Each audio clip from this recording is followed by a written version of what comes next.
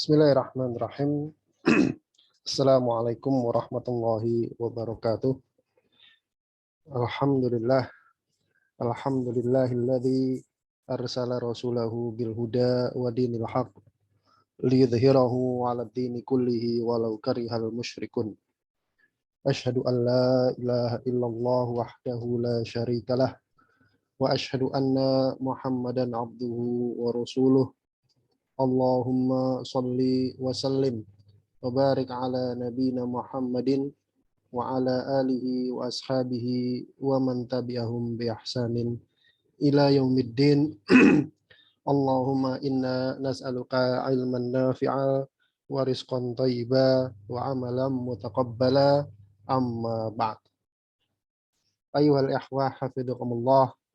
Alhamdulillah, pada malam hari ini Allah Subhanahu wa taala masih memberikan kita berbagai macam nikmat sehingga pada malam hari ini kita bisa kembali melanjutkan mempelajari dan membaca kitab Mukhtasar Minhajul Qasidin yang ditulis oleh Al-Imam Najmuddin Ibnu Qudamah Al-Maqdisi rahimahullahu taala rahmatan wasi'ah. Sebuah kitab yang membahas tentang tazkiyatun nufus. Bagaimana kita sebagai seorang muslim itu membersihkan jiwa-jiwa kita dari kotoran-kotoran dan akhlak-akhlak yang tercela. Kenapa pembahasan tentang tazkiyatun nufus, perbaikan hati, menata hati, manajemen qalbu dan yang semisalnya itu penting bagi setiap muslim? Karena pembahasan seputar ilmu hati atau ilmu tentang akhlak itu bagaikan sarung dari sebuah pedang atau sebuah senjata. Seorang muslim dia harus tajam, dalam artian dia bisa memahami ilmu-ilmu yang fardu ain seperti ilmu akidah dan ilmu-ilmu fikih. Nah, ini ilmu dua ini diibaratkan sebagai pedang. Kenapa? Karena dia dipakai untuk menganalisis atau membedah kasus sehari-hari. Kasus sehari-hari. Sedangkan ilmu tazkiyatun nufus itu adalah sarungnya. Jangan sampai kemudian pedangnya itu dipakai dengan sembarangan gitu ya.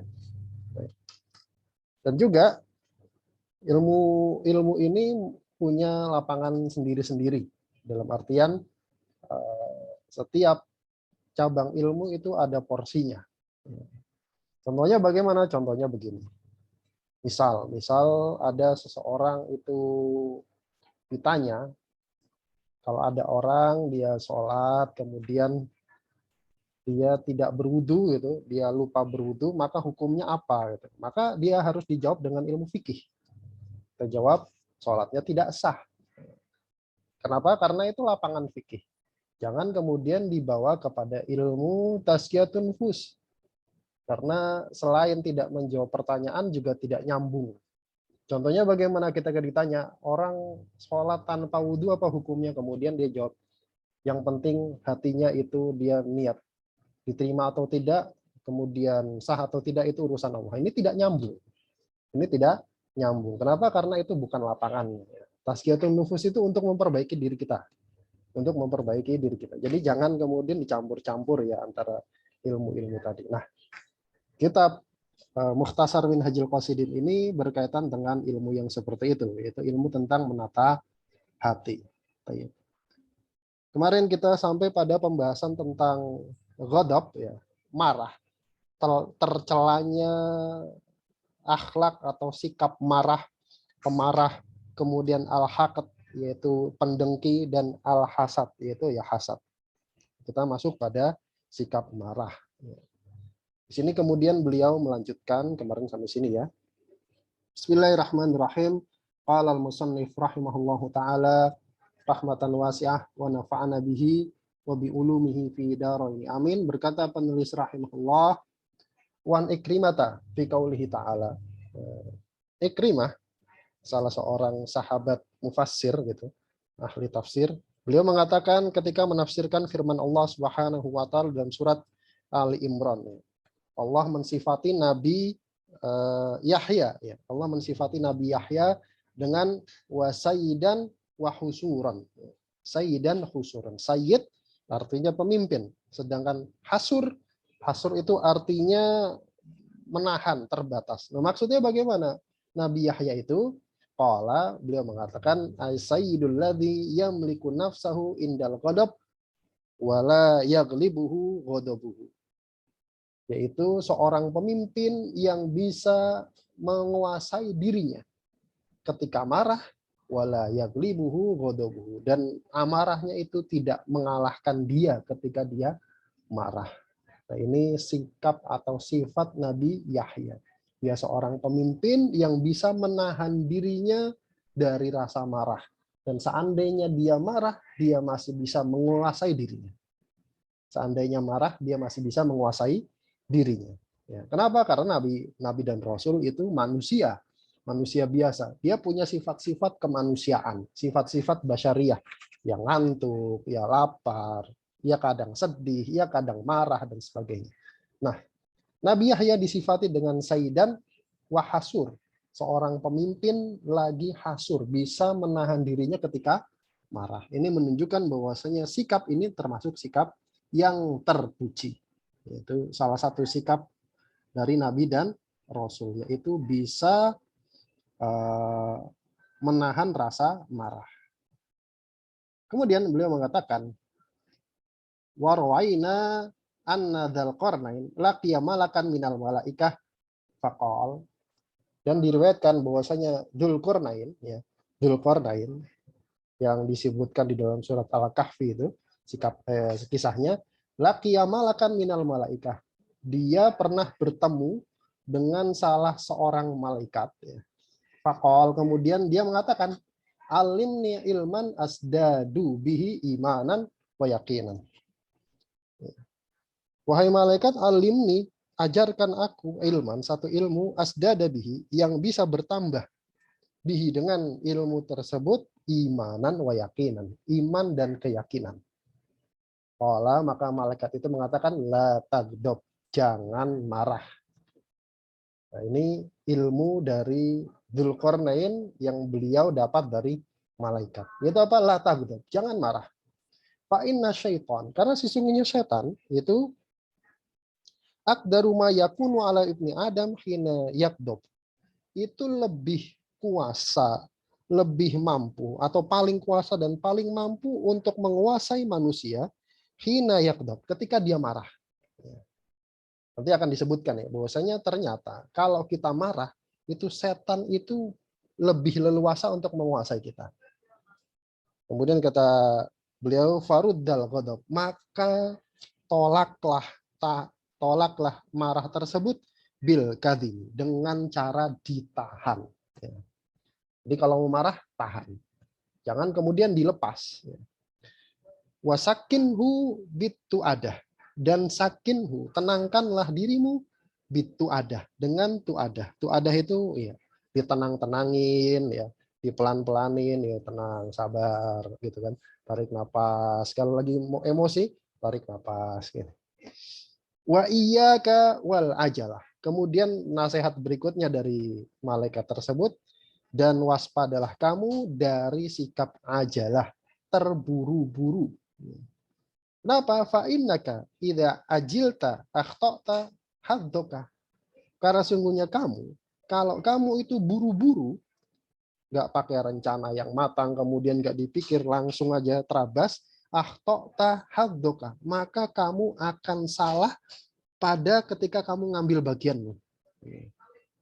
Wakun sahlan, dan jadilah kamu orang yang mudah, layinan, lagi lembut, lil qoribi wal ba'id, baik itu kepada kerabat maupun orang yang jauh. Wala takun jabbaron ani, dan jangan kamu jadi orang yang jabbar. Jabbar itu pemaksa gitu. Kemudian ani, dan orang yang keras kepala. Nah, ini nasihat dari Dzulqarnain yang beliau dapatkan dari malaikat, bahwasanya ini ilmu yang bisa menambah iman dan yakin. Yang pertama, jangan marah, karena kalau marah itu setan itu mampu untuk menguasai kita. Kemudian marah itu dikendalikan dengan apa? Ditahan dan ditenang-tenangin. Kemudian yang ketiga, kita harus waspada dari sikap terburu-buru. Kenapa? Karena terburu-buru tanpa perencanaan yang betul, gitu, tanpa istilahnya apa? Dipikirkan terlebih dahulu, maka itu potensi salahnya besar. Kemudian yang keempat, jadilah orang yang lembut dan sahlan, mudah dan lembut. Artinya enggak kemudian jadi orang yang kereng, disapa nggak nengok gitu kan. Baik kepada orang yang dekat, maksudnya kerabat maupun non kerabat. Dan jangan jadi orang yang pemaksa lagi keras kepala. Masya Allah. Ini nasihat yang bagus ya buat kita, dan ini kita terapkan ya. Mudah-mudahan kita bisa menerapkannya di kehidupan kita sehari-hari. Kemudian beliau melanjutkan, warwaina an iblis la'anahullahu yada li Musa alaihissalam. Dan diriwayatkan bahwasanya iblis semoga Allah melaknatnya, menjauhkannya dia dari rahmat, badali Musa alaihissalam, pernah muncul di hadapan Nabi Musa alaihi salatu wassalam.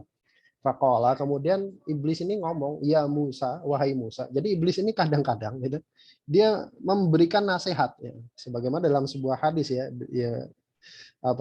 iblis ini pernah ketemu sama Abu Hurairah kemudian ngajarin ayat kursi. Kalau supaya dapat perlindungan dari gangguan setan gitu, diajarin ayat kursi. Nah, jadi iblis itu seperti itu. Nah, iblis ini pernah muncul di hadapan Nabi Musa, kemudian dia mengatakan, ya Musa, wahai Nabi Musa, iyyaka wal hiddah. Wahai Musa, waspadalah kamu dari sikap al-hiddah, emosian. Al-hiddah itu emosian. Fa ini kenapa? Karena sungguhnya aku, kata iblis, al-abu birrajulil hadid kama yal-abu sibyanu bil qurrah. Karena aku, kata iblis, bisa mempermaikan laki-laki yang hadid, yang keras, yang emosian kayak besi gitu, pemarah. Orang yang pemarah kama sebagaimana yal-abu sibyanu bil qurrah, sebagaimana anak kecil memainkan bola. Nah, ini waspada nih. Kalau kita itu pemarah, kata setan, itu lebih gampang dimainkan hatinya sebagaimana anak kecil mainin bola. Tuh. Maka hati-hati sama sikap marah. Wa iyyaka wan nisa. Kemudian, wahai Musa, waspadalah kamu dari fitnahnya perempuan. Fa inni, karena sungguhnya aku lam ansib fahon. Sungguhnya aku tidak menaruh fahon. Satu perangkap.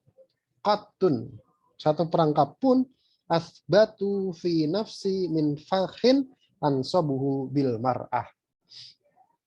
Satu perangkap pun yang asbatu, yang lebih kuat fi nafsi pada diriku sendiri, min daripada fakhin, daripada perangkat ansabuhu bil mar'ati, daripada perangkap yang aku pasang pada perempuan. Artinya perangkap perempuan ini wah luar biasa, hati-hati sekali.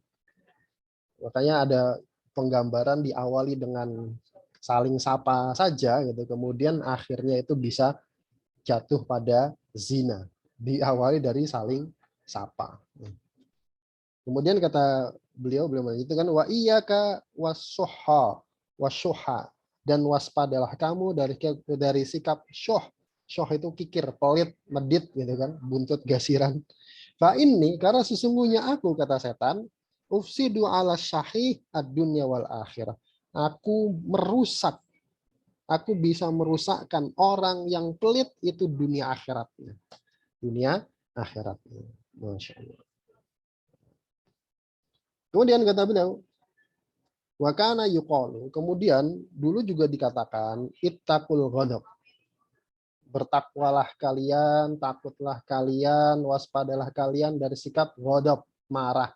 Fa innahu, kenapa? Karena yang namanya sikap marah yufsidul iman, itu bisa merusak iman, kama sebagaimana yufsidus sobiru al asla, sebagaimana sobir itu cuka, itu merusak madu. Ini tasbih ya, bentuk penyerupaan. Nah, tasbih ini sering digunakan untuk mengungkapkan sesuatu supaya lebih nancep. Supaya lebih gampang dimengerti. Padahal sebenarnya cuma pengen mengatakan bahwasanya marah itu merusak iman, gitu kan? Marah itu merusak iman. Tapi dikasih ungkapan supaya apa? Supaya orang itu lebih ngeh. Nah, ini dalam ilmu balaghah itu namanya tasbih, penyerupaan. Nah, contohnya gimana? Kita sering kok pakai dalam kehidupan sehari-hari. Misalkan ada orang gitu kan, dia suami, dia punya istri, istrinya cantik gitu kan. Dia pengen ngomong, "Wah, istriku kamu cantik. Kamu cantik hari ini." Kalau suaminya ngomong gitu doang, "Wahai istriku, kamu cantik hari ini," itu biasa. Kalau dia suaminya ngomong, "Wahai istriku, saya melihat rembulan masuk di rumah saya pada hari ini." Nah, si istri itu akan lebih lebih nancap gitu kan, lebih lebih wah gitu kan. Nah, itu namanya tasbih. Nah, di sini diungkapkan juga seperti itu. Yang namanya iman itu bisa rusak dengan marah, sebagaimana madu itu bisa rusak dengan cuka. Coba aja madu taruhin cuka, rusak itu madu. Nah, seperti itulah iman rusak dengan sikap marah. Wal ghadabu, dan dikatakan juga yang namanya ghadab itu aduwul akli, musuhnya akal. Musuhnya akal itu bagaimana? Nanti kita lihat. Kenapa marah itu disebut musuhnya akal. Kemudian kata beliau, wa haqiqatul ghadab, hakikat marah. Nah, hak marah itu apa sih gitu kan? Marah itu apa kok dinasihatkan untuk berwaspada dari sikap marah dan sebagainya. Marah itu apa? Padahal marah itu kan sebagaimana di pembahasan sebelumnya, marah itu adalah sikap atau tabiat yang Allah ciptakan yang memang manusiawi ada pada kita. Jadi Islam itu tidak untuk memberangus marah sama sekali, enggak. Kalau orang enggak ada rasa marahnya, dia lemah, dia bukan manusia, dia tidak sempurna. Jadi marah itu adalah sikap manusiawi yang harus ada dalam orang. Kalau orang nggak punya rasa marah, ya itu bukan manusia dia. Dia bukan manusia. Dia ya bukan manusia dalam artian celaan gitu ya. Dia nggak sempurna. Nah, sekarang marah itu apa? Marah kata beliau adalah ghalayanu dammil qalbi li talabil intiqam. Ghalayan itu menggelegak gitu ya, mendidihnya. Kalau bahasa itu blubuk-blubuk gitu. Mendidihnya damil qalbi, darah yang ada di dalam hati, litolabil intiqam, untuk nyari pembalasan. Nah, itu namanya marah. Di dalam hati, kemudian dia bergelegak, menggolak, supaya apa? Supaya bisa membalas. Famata ghadibal insan, maka kapan saja seseorang itu marah, sarot narul ghadabi sauronan, maka yang namanya api marah itu akan bergolak dengan sebuah golakan yugdi bihi damul qalbi, yang bisa membuat mendidih darah yang ada di dalam hati. Wayantashiru fil uruk, kemudian golakan itu, api itu akan menyebar fil uruk, di uruk, uruk itu urat gitu ya. Wayartafi'u ila a'alil badan, kemudian dia rasa bergolak dan mendidih itu akan naik ila alil badan, ke bagian atas badan. Kama yartafi'ul ma'ul ladzi yagli fil qidri, sebagaimana yartafi'ul ma, air itu naik yang mana dia sedang mendidih fil qidr, di dalam teko. Qidr ini teko. Walidzalika, oleh karena itulah kata beliau, yahmarul wajhu wal ainu wal basyarah. Ketika orang marah itu muka, mata dan kulit itu akan memerah. Saya pernah ngelihat orang marah kan. Orang marah itu biasanya mukanya itu bengep gitu. Mukanya memerah, matanya memerah, kemudian kulitnya memerah. Wa kullu dzalika, dan semua itu ya, yuhki launa ma wara'ahu min humratid dam. Itu menunjukkan warna apa yang ada di baliknya berupa merahnya darah. Jadi ketika orang marah itu akan terlihat apa yang ada di balik kulit gitu maksudnya. Kama tahki az-zujajatu launa ma fiha, sebagaimana az-zujajah, kaca itu bisa menampakkan warna apa yang ada di balik kaca. Nah, itu marah. Wa innama yanbasitu ad-dammu idza ghadiba ala man dunahu wastash'ara al-qudrata alaih. Ya. Wa innama, dan hanyalah yang itu dammu, hanyalah darah itu menjadi reda idza ghadiba, kalau dia marah, ala man dunahu, kepada orang yang ada di bawahnya.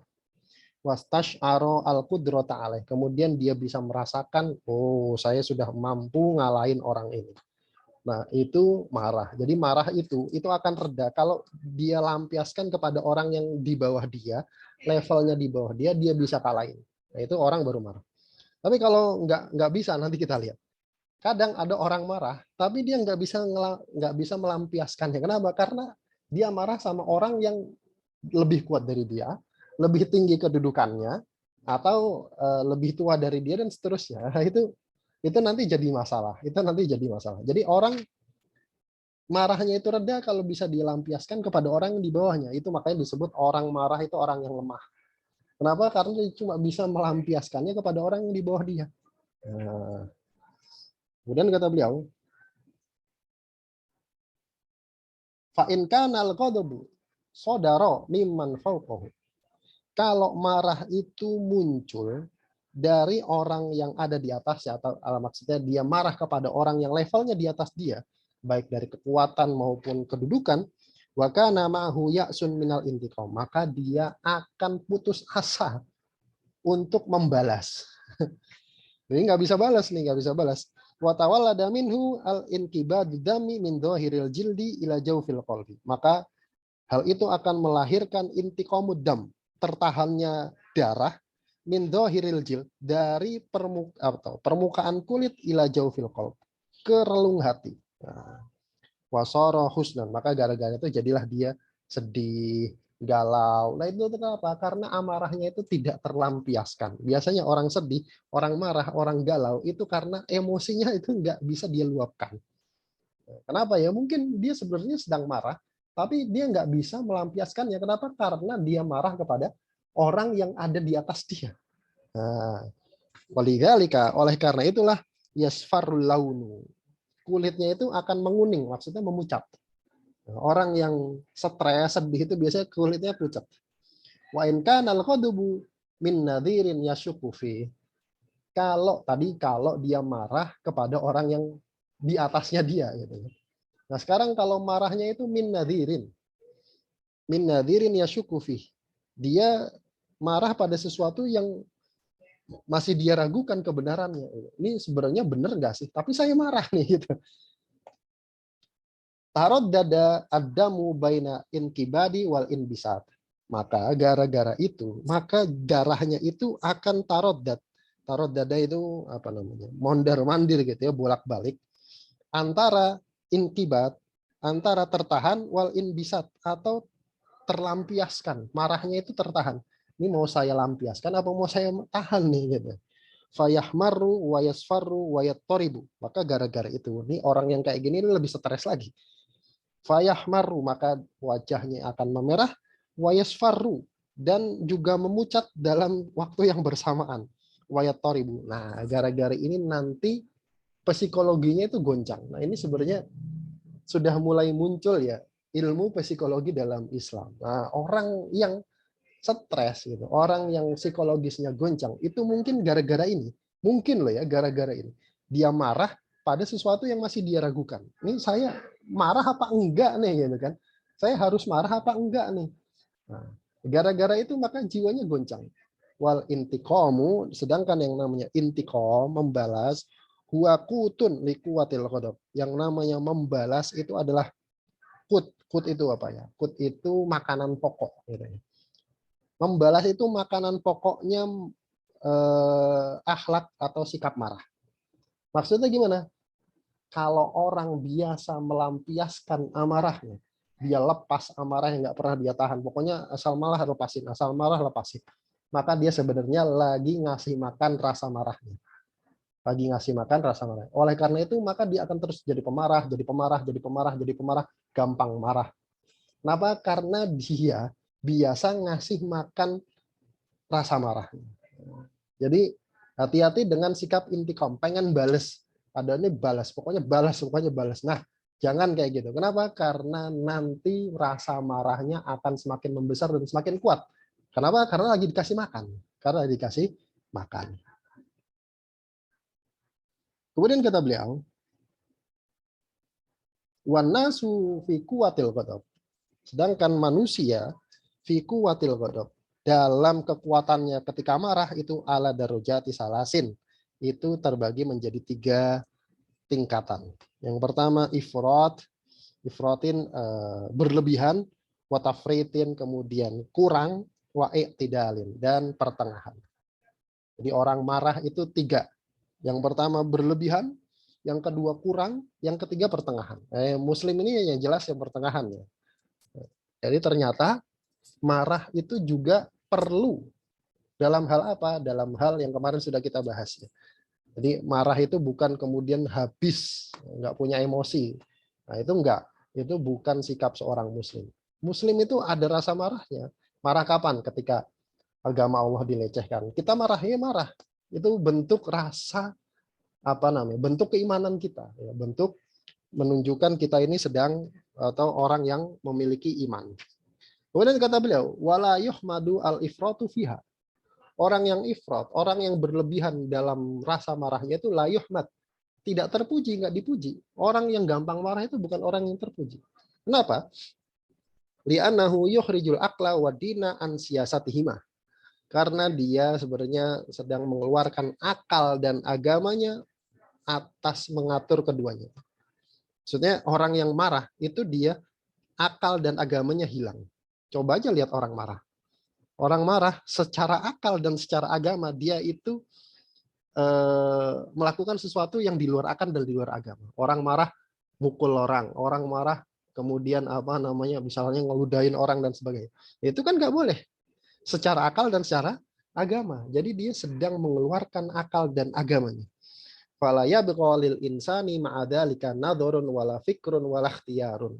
Maka orang yang gampang marah, orang yang pemarah itu nggak akan tersisa pada dirinya itu nadharun. Ada nadhar. Dilihat dulu, dipertimbangkan dulu itu nggak ada. Orang marah itu nggak punya pertimbangan. Wala fikrun dan juga nggak punya pikiran. Jadi orang marah itu nggak pernah mikir dulu. Ya pokoknya saya kalau marah harus dibalas. Gitu. Wala ikhtiyarun dan orang marah juga nggak punya pilihan. Maksudnya dia nggak milih dulu. Nih saya harus ngapain? Enggak. Nah, itu orang pemarah. Dia nggak punya nazar, dia nggak punya fikir, dia nggak punya ikhtiar. Dia nggak punya pertimbangan, dia nggak punya pikiran, dan dia nggak milih-milih mana yang lebih baik, mana yang mudaratnya lebih kecil. Enggak. Jadi itulah tercelanya marah. Kemudian yang berikutnya watafrit. Kalau tadi berlebihan, nah sekarang kurang. Ini orang diapa-apain nggak pernah marah. Nah ini ada apa-apanya nih. Fi hadhil quwwah, dalam kekuatan ini. Aidon madhmumun, itu juga tercela. Kenapa? Fayan bagi aniyat lubal wasto. Karena yang namanya seorang muslim itu dia berusaha untuk bersikap pertengahan pada semua hal. Di annahu yabqa la hamiyata lahu wala ghirah. Kenapa? Karena orang yang nggak punya rasa marah, dia nggak punya hamiyah, nggak punya semangat, nggak punya semangat, wala ghirah dan juga nggak punya ghirah. Nggak punya rasa cemburu. Dia apa-apain diam, dia nggak punya rasa cemburu. Bapaknya dihina itu kan, bapaknya dicela, ibunya dipukul, dia biasa aja. Itu orang yang nggak normal. Itu orang yang nggak normal. Dia nggak punya hamiyah dan nggak punya ghirah. Sebagaimana seorang muslim melihat agama Allah atau Allahnya dilecehkan, dia diam saja, itu nggak normal itu. Kenapa? Karena yang namanya muslim itu dia harus ada ghirahnya. Harus ada ghirahnya. Maka kata beliau, waman faqadal ghadaba bil kulliyati ajaza an riyadati nafsihi. Siapa saja yang faqadal ghadab, yang telah hilang rasa marah dari dirinya bil kulliyah secara keseluruhan, secara total, ajaza an riyadati nafsihi, maka dia sebenarnya lemah, tidak mampu untuk melatih jiwanya. Dia nggak mampu untuk melatih jiwanya. Itu karena ar-riyadatu, yang namanya riyadah, melatih jiwa, melatih hati, innama tatimu bitaslitil ghadab ala syahwah. Itu akan menjadi sempurna bitasallutil ghadab dengan cara tasallut. menguasai rasa marah ala syahwat, atas syahwat. Nah, jadi yang namanya orang kuat, dia bisa mengendalikan sikap marah itu, bukan kemudian dia buang sama sekali. Itu berarti namanya orang yang lemah. Orang lemah itu ada dua. Yang pertama, kalau bahasanya untuk menggambarkannya, marah itu diibaratkan harimau gitu ya. Harimau. Kalau orang lemah itu dua keadaan. Yang pertama, dia kalah dari harimau tersebut, ketika dia terkam, artinya dia nggak bisa mengendalikan rasa marahnya, atau dia lepas harimau itu, udahlah kamu nggak usah ikut saya, kamu cuma bawa mudorot saja, dilepaskan itu namanya orang lemah, dua-duanya. Orang yang kuat, orang yang benar itu dia bisa mengendalikan harimau tersebut. Nah, itu gambaran bagaimana orang yang benar dalam pandangan Islam, yang namanya marah itu dia bisa kuasai. Dia bisa kuasai. Kemudian kata beliau, fayaqdabu ala nafsi indal maili ila syahwati al khasisiyati.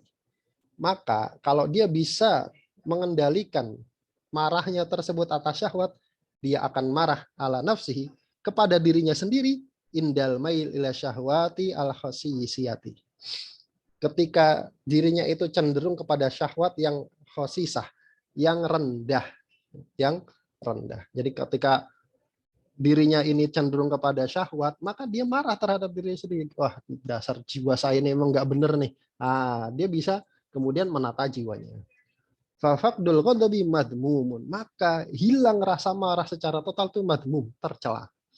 Fayan bagi an yatlubal wasto bainat thariqain. Maka hendaknya seorang muslim itu berusaha untuk bersikap pertengahan bainat thariqain, antara dua kutub yang berlebihan tadi. Pemarah dan nggak punya marah. Nah, itu dua-duanya tercela. Kemudian kata beliau, wa'lam, ketahuilah, annahu, bahwasanya mata qawiyat narul ghadab, kapan saja qawiyat, menjadi kuat narul ghadab, api marah, wat tahabat, kemudian dia berkobar-kobar, a'ammat sahibahu, maka itu akan membutakan pelakunya. Jadi orang yang marah, kemudian api kemarahnya itu berkobar, dia nggak kendalikan, maka matanya itu seolah-olah buta. Wa asommat an kulli mau'idatin, dan itu akan membuatnya dia budak, membuat dia tuli dari setiap mau'idah, dari setiap nasihat. Ya. Jadi kalau orang sudah marah, kemudian apinya itu membesar, maka matanya itu seolah tertutup, kupingnya seolah tertutup.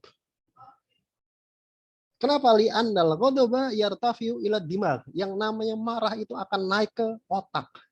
Dimag itu otak. Sikap marah, api marah itu akan naik ke otak. Fayughatti ala ma'danil fikr. Nah, rasa marah itu, asap amarah itu akan menutup ma'danil fikr, sumber atau tempat berpikir. Nah, tempat berpikirnya ketutup sama marah. Warubbama ta'adda ila ma'danil his. Bahkan kadang itu merembet kepada sumbernya his, perasaan. Pikiran sama perasaan kan biasanya lebih peka perasaan, gitu ya. Kita kadang tidak berpikir tapi merasa, gitu kan. Oh, nih ada nih kasihan, kemudian kita kita kasihkan makan, kita kasihkan sedekah karena kasihan. Itu kan perasaan, tapi tidak mikir. Mikirnya nanti, oh iya, tadi kan saya pengen beli ini kan gitu. Itu namanya perasaan. Nah, amarah ini pertama dia akan menutup tempat berpikir, kemudian bisa merembet ke tempat perasaan. Fatudlimu ainahu hatta la yaro bi ainihi. Maka gara-gara itu amarah itu akan menutup, menggelapkan matanya hingga dia tidak bisa melihat dengan matanya. Wataswaddu dunya fi wajhi. Kemudian dunia itu seolah menjadi gelap di wajahnya. Wa yakunu dimahuhu, kemudian otaknya itu ala misali kahfin, bagaikan goa itu, udrimat fihi narun, yang dinyalakan api di dalamnya. Masya Allah, ini luar biasa nih, ungkapannya itu luar biasa ya. Jadi marah itu diibaratkan sebagai api yang kemudian berkobar merembet di dalam badan. Gara-gara itu kemudian pikiran tertutup, perasaan tertutup, mata tertutup, nggak bisa ngelihat, kemudian dunia seolah gelap, kemudian otaknya itu bagaikan goa udrimat fihi narun, kemudian dinyalakan api di situ. Faswadda jauhu. Kemudian jauh itu apa ya? Udara di sekelilingnya itu akan menghitam. Udara sekelilingnya akan menghitam. Wahamya mustaqirruhu. Kemudian akan menjadi panas mustaqirruhu. Tempatnya sekarang, tempat menetapnya itu akan menjadi panas. Dia gerah, dia panas. Wamtala'a biddukhon. Kemudian penuh dengan asap. Penuh dengan asap. Wa kana fihi sirajun dhaifun. Kemudian di situ ada siroj, ada pelita dhaifun lemah, fantofa, kemudian padam. Fala yathbutu fihi qadamun, kemudian pijakannya itu tidak menjadi kokoh gitu. Fala yusma'u fihi kalimatun wala tura fihi suratun. Maka gara-gara itu dia nggak bisa mendengar omongan orang dan juga nggak bisa ngelihat gambaran. Bisa dibayangkan ya, orang itu kalau sudah marah, itu selesai marah itu biasanya nyesel. Kok saya bisa ya habis marah itu ngancurin piring misalkan, mukul orang, kemudian nabrakin apa segala macam ketika marah dia nggak dengar orang ngomong apa, kemudian yang di depan apa dia nggak dengar, pokoknya dia lampiaskan aja. Falayak biru ala itfa innar, dan dia tidak mampu untuk memadamkan api tersebut. Wakadzalika yaf'alu bil qalbi wad dimag. Demikianlah yang dilakukan oleh amarah kepada hati dan otak. Warubbama zadal ghadabu faqatala sahibahu. Maka kadang sudah seperti itu, marah itu bisa bertambah hingga membunuh pelakunya. Bunuh pelakunya. Kemudian yang terakhir, wa min atharil ghadab fil dhahir. Di antara pengaruh tanda-tanda marah secara zahir, secara fisik gitu adalah, yang pertama adalah taghayyurul laun. Warna kulitnya itu berubah. Pernah lihat orang marah ya, orang marah itu kemudian biasanya kulitnya warna itu memerah bahkan menghitam gitu ya.